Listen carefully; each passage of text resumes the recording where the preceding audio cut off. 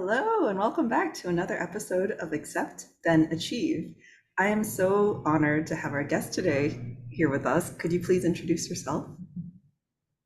Hello, my name is Sen. It's wonderful to be here, Tony. Um, I have been wanting to have this conversation with you for a long time. You came onto my radar because you were referred to me by my trauma recovery coach, Sherry Yuan Hunter, who is a dear friend of mine. And then things got really busy and I kind of lost the thread, but I'm so glad that we're speaking now. I realize I just introduced myself with my first name, but I'm Zhan. I am the host of the Beyond Asian podcast, and I'm an intercultural coach and intercultural sense maker. And I'm also a recovering perfectionist and recovering overachiever. So that's why I'm here talking to you today. I love that. What an incredible journey you've had. Oh my gosh, like I don't even know where to start. Could you just tell us in brief, yeah, what your journey with overachieving and perfectionism and all of that has been like, and yeah, how what led you to the path you're on now, being here. I'm so glad that we. Yeah. So my path to overachieving began, as many of ours began, when I was a new immigrant to Canada. So my family immigrated to Canada when I was 6, and at the time, the conditions of our immigration were pretty stressful. It was after the 1989 Tiananmen Square massacres in China. And so when we left China, it wasn't necessarily because we had the best conditions and everything set up for us in Canada to receive us. It was because it felt like China was politically unstable, and Canada was a better option for us, even though we had no idea what life overseas would be like. We hadn't even met any Canadian people. My mother barely spoke English. I was 6. I spoke no English at all. And my father was already in Canada for a year when we went. So all of those circumstances produced an immense pressure to make it in the new land, to have this decision to immigrate be the right one. And a lot of the pressures came also from kind of a contrast between the way that I was raised in my traditional Chinese home environment and what I experienced in the Canadian education system. So, whereas going to school was all about having fun and playing and like coloring books and singing songs and sitting on the carpet while the teacher read you stories, everything that had to do with education when it came to the traditional Chinese household was about making sure that you scored well, making sure that your teachers liked you, um, making sure that you could perform better than your peers, or if not better, then at least as good as your peers. And if you weren't the best, you better have a good reason for it. There better be somebody who's much, much, much better than you in your class. So there was just a lot of reinforcement that the way to be okay in society was to show that you accomplished the standards that society set out for you. And in elementary school, this means scoring 100% on your spelling tests, and definitely 100%, if not 110% when that was possible, on your math tests. And if ever, sometimes there were bonus points. And if ever there was a dip in your report card, um, there was there, like you are afraid of that, because there's an explanation that you need to make to your parents. There's almost an apology that you need to make to your parents, to show them that you understand that not achieving meant that you were disrespecting them. And so there was really just like all of this stuff to do with your self-worth, do with your standing in society, your personal safety, um, tied up with achievement. And um, I remember once I got a 75% on a chemistry midterm exam, and I had a little report card slip in my pocket, and I went home and it fell out of my pocket. I was not planning to show it to my parents because it was not necessary at that time. And my mom found this little, like, not even report card, just like a midterm test, and she was livid. She made me come downstairs and explain myself, and um I just never heard the end of it, you know? And there were like anything that I might have said, like, oh, it was a really hard exam, most people didn't even pass the exam and I got a 75 on it, and she was like, it doesn't matter. So it was really like, um I started to also understand that it didn't matter what my explanations might have been. Mhm. Um, as long as I brought home the grades, that's what my parents needed to see. Um, and and eventually I learned that thankfully I was able to grasp all the academic material to be able to achieve on those test scores. But all of the, like, what does it mean to learn, and what does it mean to make something out of your learnings? What does it mean to work in teams? What does it mean to have good relationships with your peers? Like, all of that stuff was not encompassed in having a good report card. So I'll stop there. That's a little bit of a little arc as to where I am now. Oh my gosh, just the way that you're an amazing storyteller. I mean, just what describing, but also the way you phrased it, like that they take it as a personal offense, as if we're disrespecting them on purpose too, Yeah. whenever we make a mistake or perform even a little bit less than par. It's as if like they Yeah. go through all this trouble just to almost like breed us and groom us into these high achieving grades churning machines. Like, oh, Yeah. Yeah. I'm sure many people. Yeah. And I try to remember that because I was really angry with my parents and the entire Chinese culture for decades of my life. I'm 39 now. I'm just making peace with that. Um, and for a long time, I really thought how I was just rageful. I was like, why is this the only thing that matters? Don't they know that there are so many other important things in life? Why can't they be more like the Canadian parents? A lot of like this, like, why is it like this? Why is it like this? Mhm. Um, until I started to really ask myself that question truly, like, why is it like that? And the answer is, I sometimes feel a little bit, I don't know, like, oh, sheepish saying this, but the answer is not my parents are bad people and my parents don't know anything about raising children. And my parents only care about this completely like superficial, over reduced aspect of me.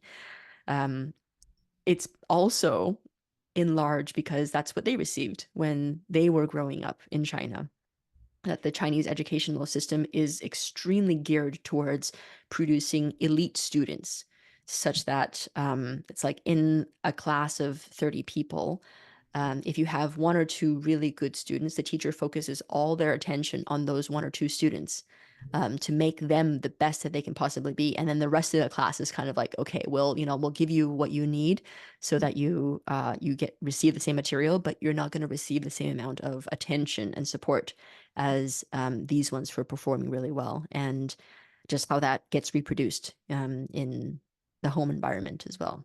And that is also because of the way that the Confucian education system was set up way back in historical China in the dynasties, where the way that you get out of your social class is by taking an exam so that you can test to become a higher ranking government official. And in these tests, which bring in 10,000 students at a time, only one of them gets to rise from their lowly origins to become some kind of civic servant.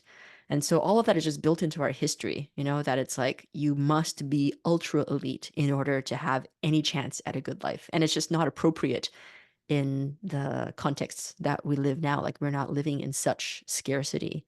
Mhm. But these are vestiges of ways that they've been done before. Mm, absolutely. I actually didn't know that about the Confucian system, so thank you for sharing.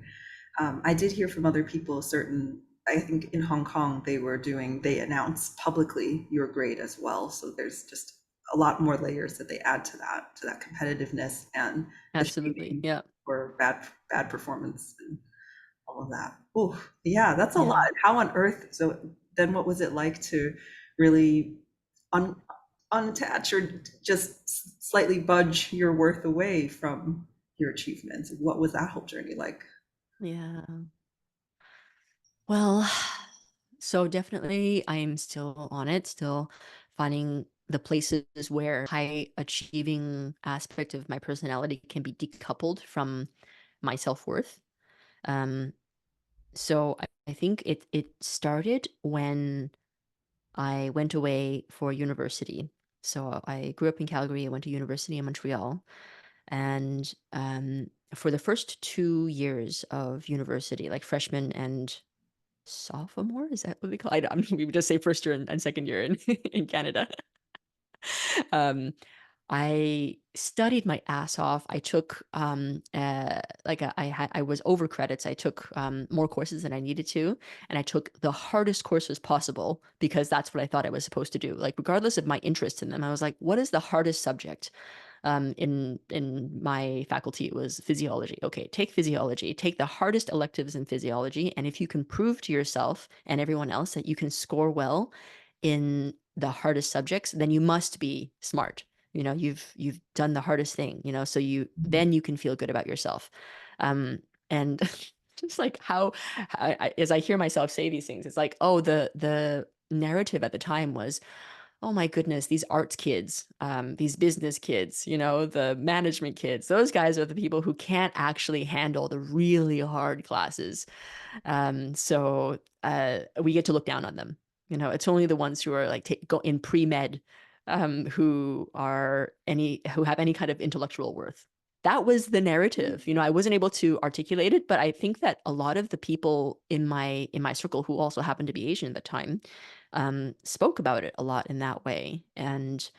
Um, and I these days I'm just like, oh my goodness, how much better off would I have been if I had taken more art classes, more management classes, more business classes. Like that's all the stuff that I miss in myself now. All the stuff that I find really applicable to the world now. So what ended up happening in the first 2 years of university when I was doing this ultra hard course load was I realized I had no social contact with my peers except for in some kind of study relationship. Whenever there wasn't an exam or some project or homework to work on, um, people would ask me to hang out sometimes, and I would be like, I don't know how to do that. Like, I don't know what it means to hang out. And sometimes I would go to social events and I would watch people talk to each other about things, about movies, about music, about going away on the weekends, and I just had no idea how to participate in that conversation. And I was 20 years old at the time. Um, and I was just like, there's something really strange about this that I think I'm one of the smartest students um, in the class, and I don't know how to do this. So at that point, things really started to kind of I started to look at my studies differently, also because I was studying these things and really not enjoying them. Like taking these really like advanced physiology classes on ion channels. And I was just like, why am I learning this? what am I what am I gonna ever use this for? And then at one point all the courses on my course load were things that I cared nothing about, and I started to get depressed. I didn't go to a couple of classes almost for an entire semester. I didn't take the midterm test for an entire class, and at some point I dropped a class. and I withdrew from the course, which was at the time was almost unimaginable to me. It was like such an admission of failure that I had signed up for a class and that I was withdrawing from it. It's like, oh my goodness, like am I am I at that level that I need to uh that I didn't even go to the class? I didn't even try. And I started to ask myself, I was like, oh, am I depressed? Am I am I mentally unwell that this is starting to happen? Um and I went to the campus mental health services, and I said, I would like to be assessed for depression. And someone saw me and they were like, you're not depressed. You're not depressed. You're having some trouble adjusting, and maybe you need to think a little bit about the choices that you're making with your, with your student life, your academic life. And I just had no idea what that meant. I was like, what do you mean think about the choices that I'm making? I'm choosing these things because these are the things that are obviously inherently worthy. The most difficult classes on ion channels. That's what, like matrix algebra, that's what will bring me joy in life. As long as I tick off these like really hard things, then I've done it. Um, so when that didn't work out, it was like a tough phase. Um, but then eventually, I had the fortune of being surrounded by some very interesting and creative people. I had some really cool roommates who brought me into their circles, and eventually I was able to learn how to do the having fun and hanging out part. Um, but yeah, it came late to me, let's say. Yeah, it's like you overdevelop Yeah. like How that one part, the cerebral part, but not totally. like all these other important Yeah. skills. Totally, totally. Yeah, yeah. And it's funny now, and I would love to hear your experience on this, where now, that it's like more than 20 years since that time, I have thankfully filled myself out a lot as a human being. I have a lot of different interests. I've traveled a lot. I've cultivated a lot of things that make me just more, more of a well-rounded person. But there's almost so there's a bit of like a contradiction in me where I know that everything I do, I want to do super well. But Mhm, there's also a part that wants to balance it out and say, you know what? Forget trying to do well. Just let's try to do things badly, or let's like not indulge that overachieving part at all mhm. because it gets us into the wrong headspace. So instead, I'm gonna be a bit like bleh. I'm gonna not try. I'm gonna take myself down the other direction. I'm gonna be a bit of an underachiever for a while, and not use my full potential, and see what that's like. And now it's a bit hard for me to know how to access the um, that drive and ambition, um, without it also bringing me into the stress and the low self-worth. It's like such a dangerous superpower in a way, and I haven't quite learned how to harness it. And so I think sometimes I stay a bit in the safe zone and I don't let myself step into it. And therefore I'm not achieving at the levels that I could be because I'm afraid to use that power. Hmm. Yeah. How has that been for you, Tony? Yeah, I Can you actually resonate? really relate to that. It's like first I feel like we need to detox from all of those years of overachieving. Then it's like, oh, you're just naturally wanting to balance it out a little bit. But I almost what came to mind when you were describing it is like almost like an addiction. Like if it's heroin or cocaine, it's easy. You just quit cold turkey, right? But if it's food or relationship addiction, something that you have to interact with to a certain extent in your life, then it's like, how do I really uh, find that ideal balance? And I've heard the term being used as like wrestling the tiger. Like you keep the tiger in the cage, you first cage it, you have to learn to control, but then it's like you have to learn to let it out sometimes, take it for the walk, but still keep it under control or on a leash or something. I feel like Mm, it's definitely that delicate balance. Thank you for talking about that because hmm this is the first of all the podcast conversations where we actually talk about that overcompensation. piece. And Mhm. yeah, I don't know how much of it is like I don't think I'm inherently a rebel. Like I don't like trying to break the rules or defy things just for the sake of that. But I'm wondering like for people who are more rebellious and they just maybe like, yeah, like screw all this overachieving achievements at all. So yeah, and I think it's probably that line of healthy balance is different for every person too. I think if you are doing too much and achieving too much, then you will feel burnt out and tired. On the other hand, if you are maybe underachieving too much, then you might feel restless or I don't know. It's I've certainly felt both ways for sure. Like I feel like this journey I've been on, sometimes when business was slow, I kind of feel like I don't really feel like I'm doing much for the world or achieving my fullest potential. But then it's like I don't want to achieve Mhm. my fullest potential. I just want to like do some good, find the happy Mm. Mhm. and honoring Mhm. our happiness and mental health and fulfillment and our autonomy to choose too, which we've never really been encouraged to develop.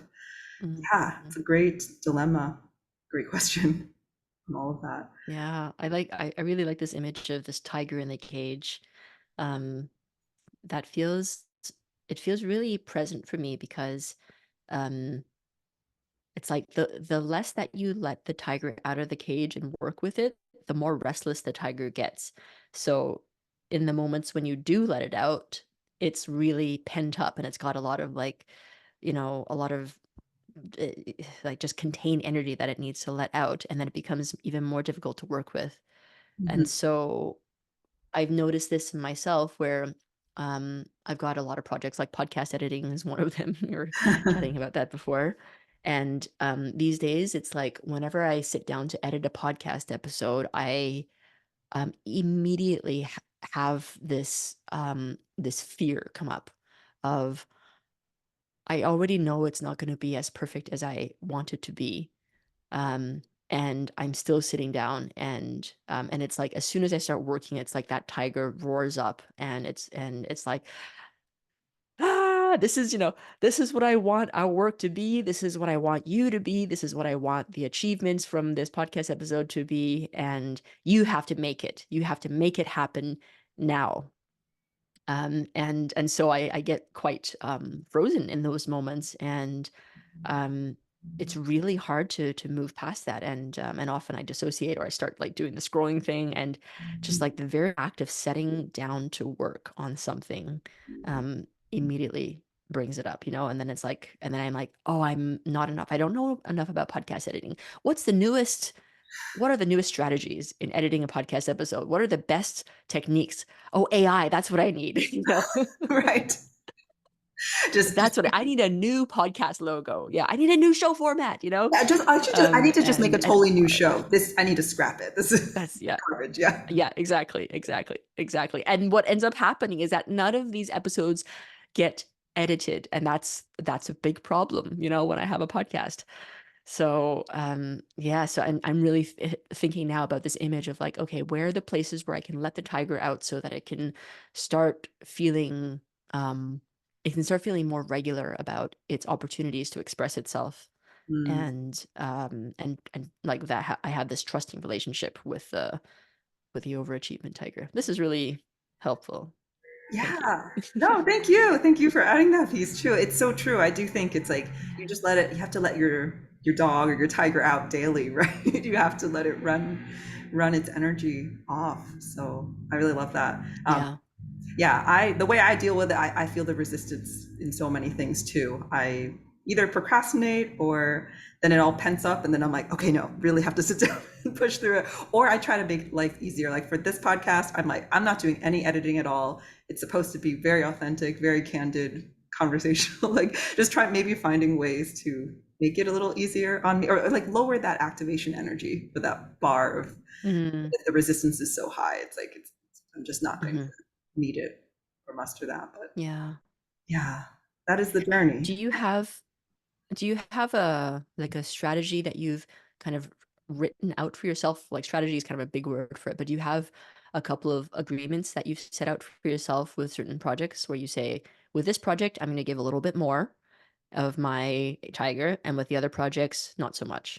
Or is it more like a an in the moment kind of decision?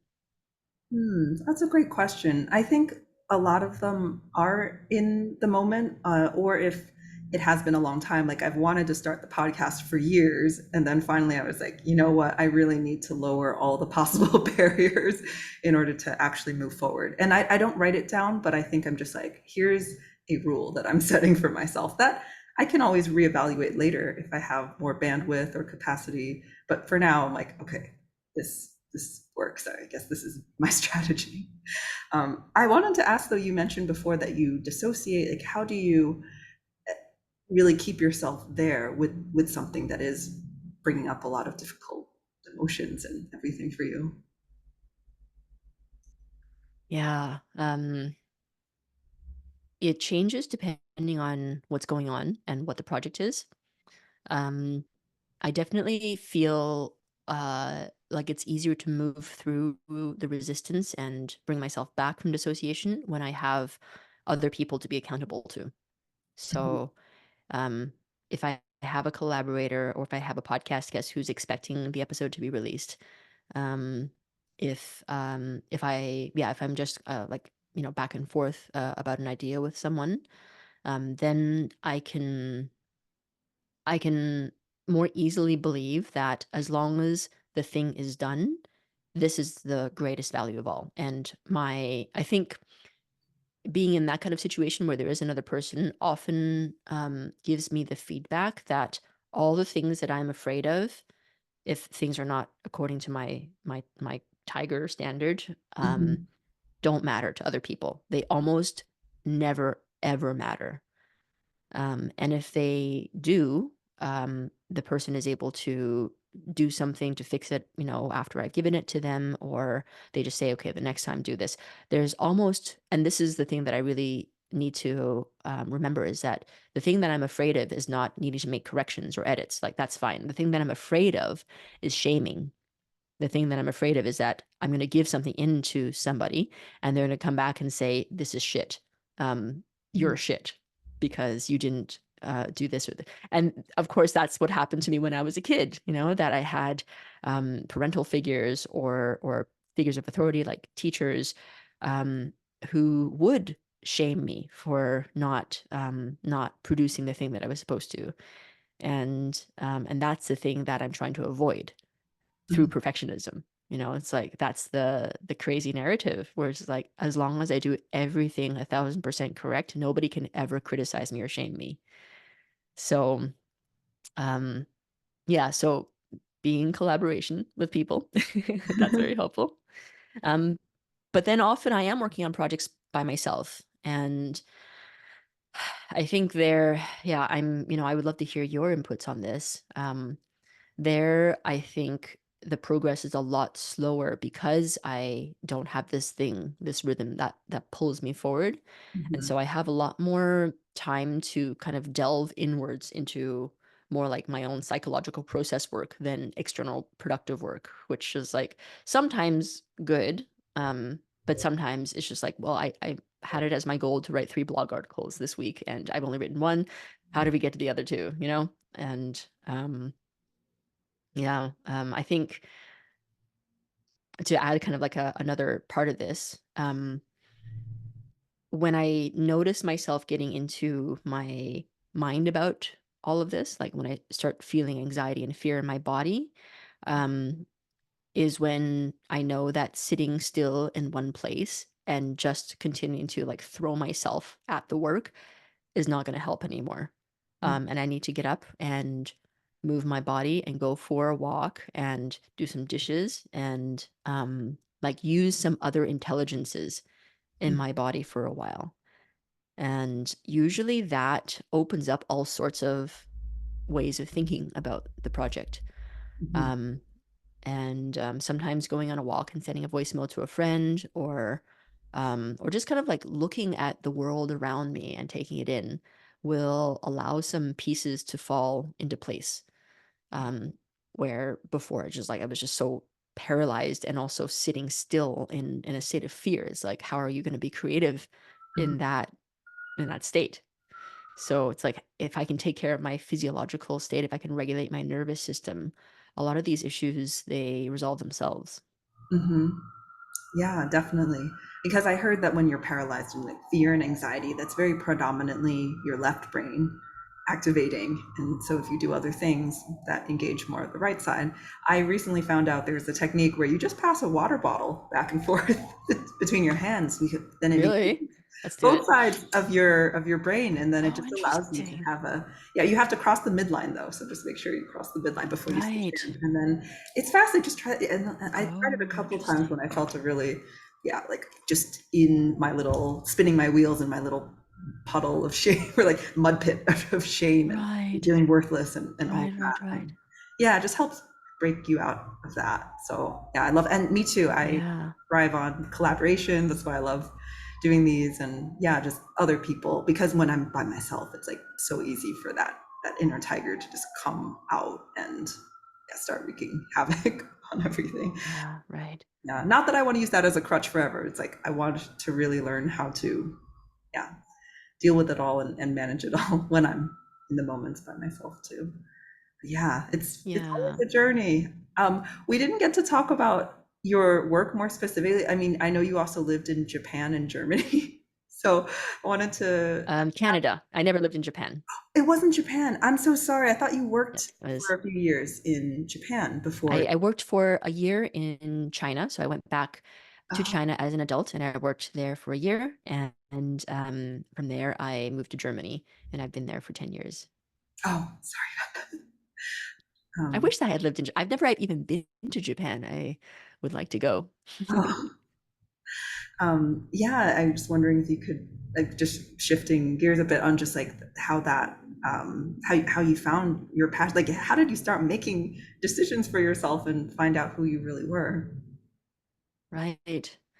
I mean, this is such a great and big question. Like, how do we start making decisions for ourselves that are not coming straight out of our programming, our Mm, overachievement programming? Um, yeah, I'm trying to think back to when that really started to happen. I think it was around those university years where when I started to see, like, okay, the thing that I had always been told to me about achievement didn't seem to be true anymore.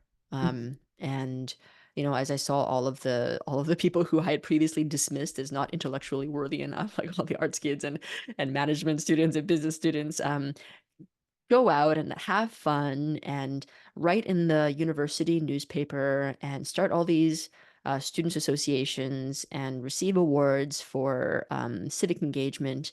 Nobody ever gave an award for like highest academic standing, actually, at the university. Like never.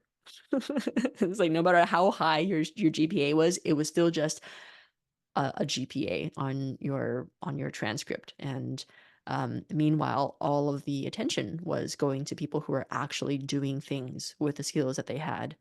mm, So that was when I started to see. I was also just starting to have more fun, like as I learned how to hang out with people, and let myself be someone slightly different than who I was yesterday. Like, um, say yes to an invitation that previously I wouldn't have said yes to before, or like allow myself to think differently about a person or a certain group of people's way of being. It opened things up for me, like it made my own life better um to kind of like see that the way of being that I was occupying wasn't the only way. And um and that there were also people who were, at the time, my really like my standard was like who were in the same intellectually demanding program as I was, and who were also doing all of these incredible other things and going hiking and going camping mm, and like going to wilderness retreats, and being musicians and poets and artists at the same time as achieving academically, and it just it made me feel like that was available to me as well, that I could also be someone like that. Yeah, so I was fortunate to be surrounded by a real diversity of people during that time. I wouldn't have met them if I had stayed at home in Calgary for university. I don't think so. Mhm. So yeah, yeah, I had the fortune of having a lot of the world be accessible to me. And then traveling is the other thing. Traveling, which I know you're a huge fan of, but traveling, especially solo traveling, and traveling as more than a tourist, but as someone who's on a journey Mhm. of learning. This, I think, what would be the best thing that anyone can do for themselves, because there is education that you will acquire on a journey that you cannot get in any kind of academic setting. Mhm. And there's a certain amount of challenge to your perspectives that you can only get when you put yourself into somebody else's culture, and you need to understand how their culture works and see that there's some things about their culture that work better than the Mhm. culture that you came from. And all the reasons and all the histories of the people who are in that culture are as beautiful and valid and strong as the one that you come from. And it just it makes you, like, it made me so much more humble about what I believed. It's like my beliefs, those are just ideas. What are Yeah. ideas compared to reality? Yeah, and they just came from our programming, which we didn't have much control over because this is the family and the place and the culture we were born into. Oh my gosh, I have so many more Yeah. questions for you. I think I'll have to have you back on for part two. This is such a wonderful conversation. Yeah, I would Um, love that. I would yes, love that. and I have way more questions, but we are almost out of time. So before we close out, could you just share how people can connect with you? Yeah, definitely. The Instagram channel is at beyond.asian. The podcast is called Beyond Asian Stories of the Third Culture, and that is on Spotify or all your other podcatchers. You can also find me on LinkedIn with my name, Sen, Zhan, Zhan. All right, wonderful. And any last uh, thoughts or anything as we close out? It's so great to go back to that time and talk about it now with you, Tony, because it was such a huge deal. And now I don't think about it so much because I feel like I've developed a lot. But to give that time, that honor today has meant a lot to me. So thank you so much. Thank you so much for sharing and sharing so thoughtfully. I think this was a lovely conversation and hope to have you back again soon, truly. Yeah, me too. So much. Yeah, thanks so much, Tony. Yeah, thank you. Thanks everyone for listening. Bye.